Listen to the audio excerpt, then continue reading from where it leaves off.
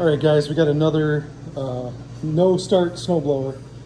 So the first thing I like to check is the fuel, just to obviously make sure there's fuel in there. And then just kind of somewhat inspect the looks of it, the smell. And certainly almost full, so, and it looks fine. So, but you never know until you get into the carburetor sometimes.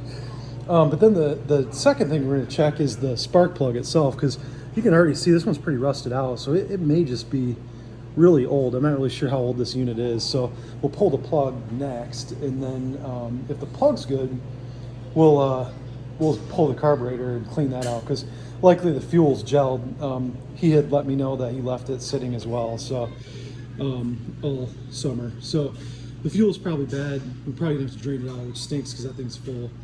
But we'll do that, it'll be fine. But we'll start with the plug, so we'll put a fresh plug in it if it needs one and go from there.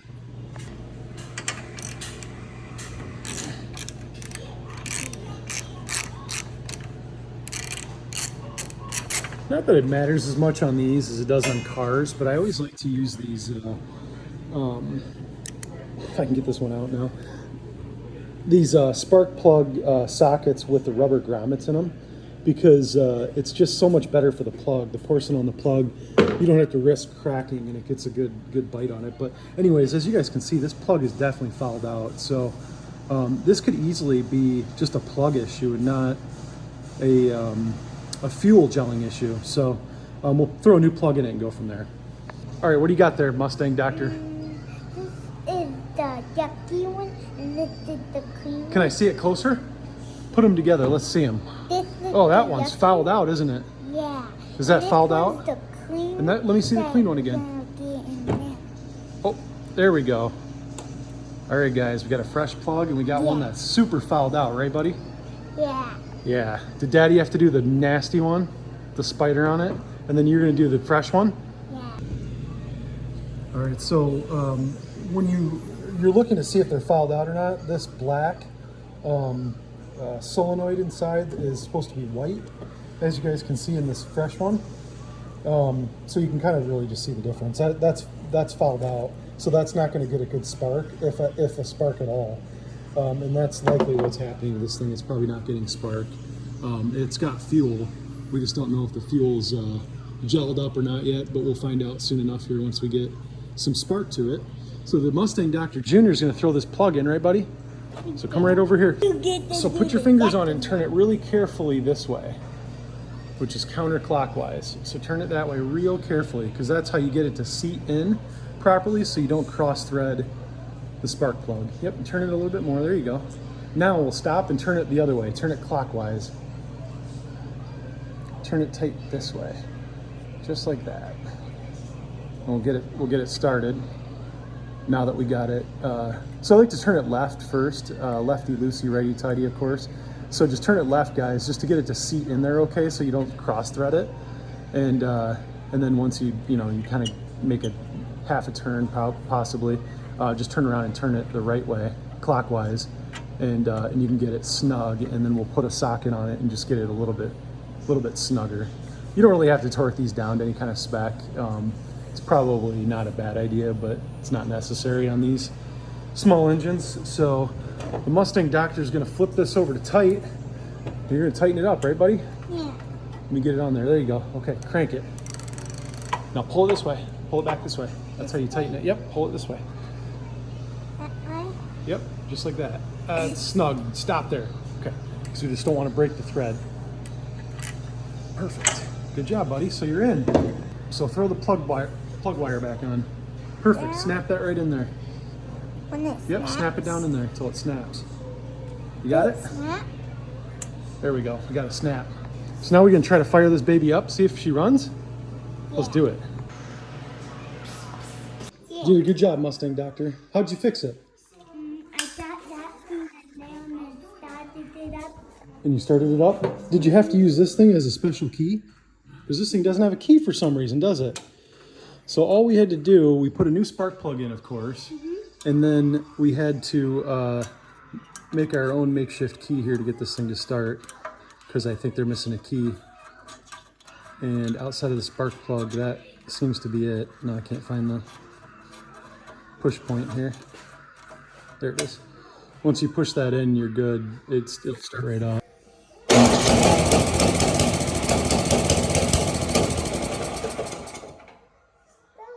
It's okay, it's just a little choke.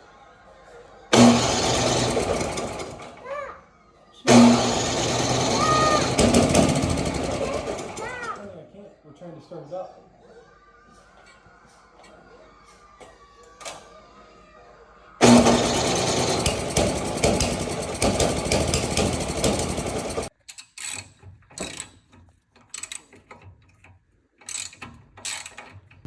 All right, guys, so we're just taking the carburetor out now, which is right here. We're gonna pull the bowl. It's likely got some fuel and fuel gelling inside the bowl. I pulled the vacuum line off, a fuel line off, and we just capped it with a screwdriver for now. We're likely just gonna pull that though and drain all this fuel out of here anyways, because I think the fuel's bad, of course, which is why we're where we're at. We did put a new plug in, as I mentioned earlier, but we decided to dive into the carburetor as well because it's likely got a lot of fuel gelling inside the bowl and also up in the jets as well. So we're going to use carbon choke cleaner, and we're just going to blow through all of the carburetor jets in the carburetor itself, clean up this throttle plate. I always want to call it a throttle body, but we'll clean up this throttle plate a little bit and just get everything working operable and fire this baby up.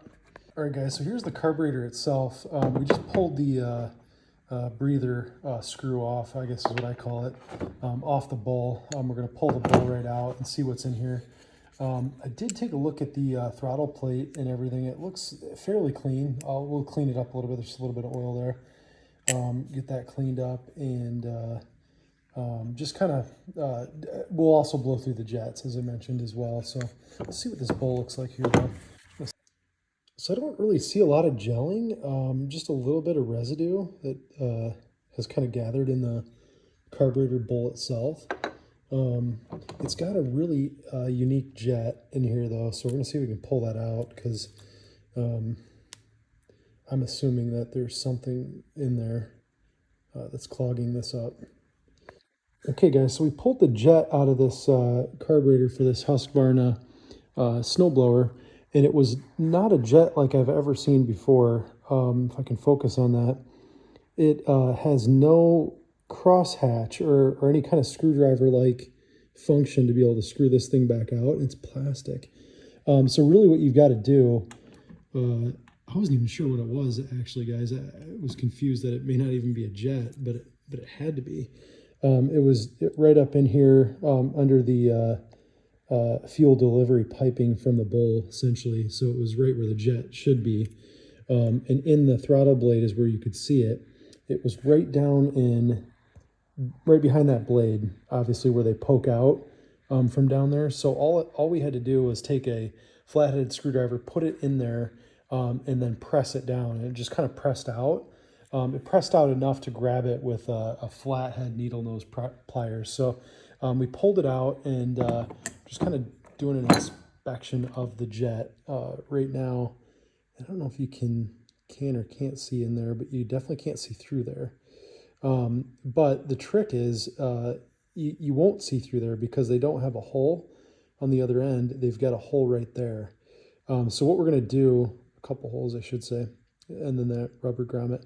So we're just going to clean it out with carbon choke cleaner, and then we're going to clean out the delivery line up from the bowl and into the carburetor itself, and just kind of blow this whole thing out, put it back together, and then fire this thing up. I can set this up. I just wanted to show you guys because the easiest way to do this is it's got the top of the jet that comes out into the carb itself is really where you want to spray through, and then you're going to bleed through these extra delivery lines, or delivery holes, I should say.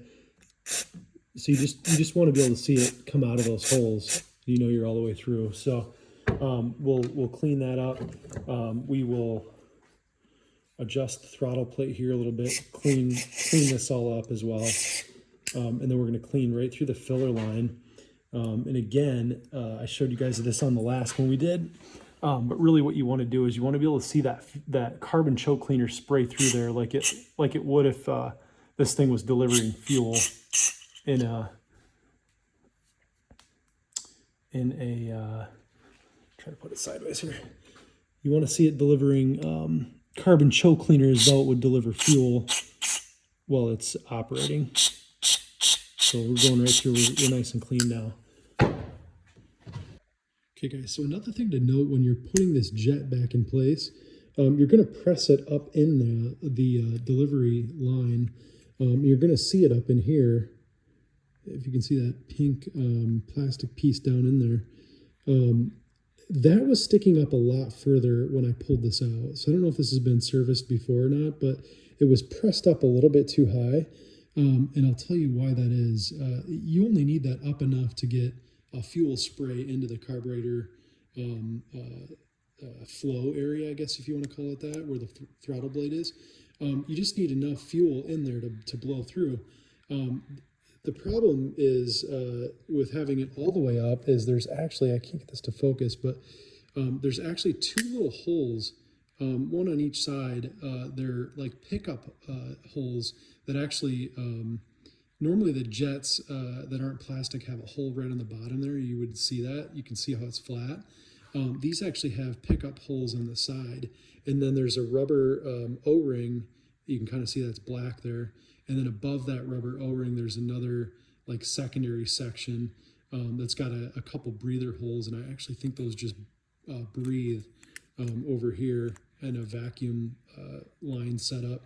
So you don't worry about those secondary ones up top, but you want to worry about the ones on the bottom because those need to be exposed. They can't be stuck up in that rubber O-ring because if they are, they're not going to get any fuel from the bowl at all. It's just gonna plug up, and that's kind of what this snowblower felt like it was doing. I mean, the fuel didn't have gel in it. I don't really think there was. I mean, here's the bowl right here. There was some contaminants in there, and I guess that fuel doesn't look great by any means, but I don't really see any water in it. So I don't know, maybe a little bit, I guess. So I'm half wondering if this was maybe serviced at one point, and when they put the jet back in, they tucked it up a little bit too far, because as I recall, when I pulled this out, I kind of thought that it looked wrong where the jet was sticking way up in there versus where it is now. It really poked out a lot. And I think what would have happened is if this was pressed up, because you can just press that right in, you'd lose those two pickup holes where they pick up the fuel from the bowl and run it through the jet into the carburetor and then into the motor. So I believe maybe that's, part of the issue. So, all right, anyways, we cleaned it out. We blew through the jet, blew through the carburetor, cleaned out the throttle blade. There was some oil in there, and just gonna kind of reassemble everything. And then we're gonna, actually before we reassemble, we're gonna run this, the fuel out of here and get some fresh stuff in. Okay guys, so we had to make our own key here. And I just actually just made that out of a clamp, intake piping clamp. We just cut it down to size because they didn't have a key for this. So, and really all it needs to do is go into the key slot. And if you guys can see that, it just has to trip that J-hook there. Not even, I guess not really trip it, just press on it. And that makes a connection. Oh, sorry. That makes a connection by pressing it down.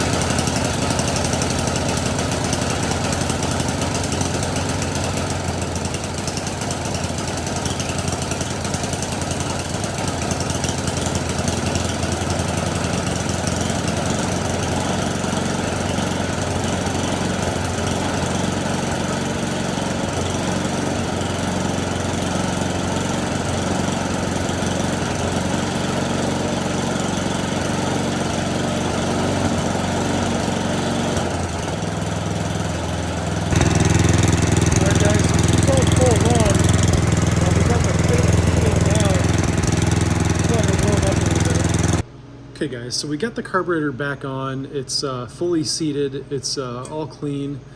Jet's cleaned out, bowl's cleaned out. We got fresh fuel in it. We drained the fuel all the way out, put fresh fuel in the tank. Everything's tight, sealed up.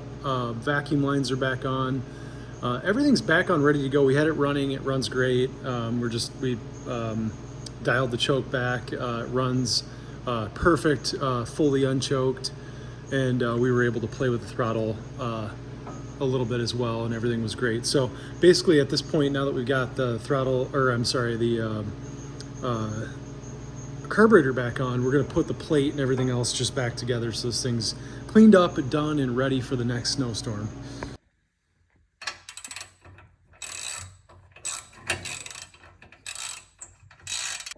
Okay guys, so she's all back together. We're gonna use our new makeshift key and see if she fires up.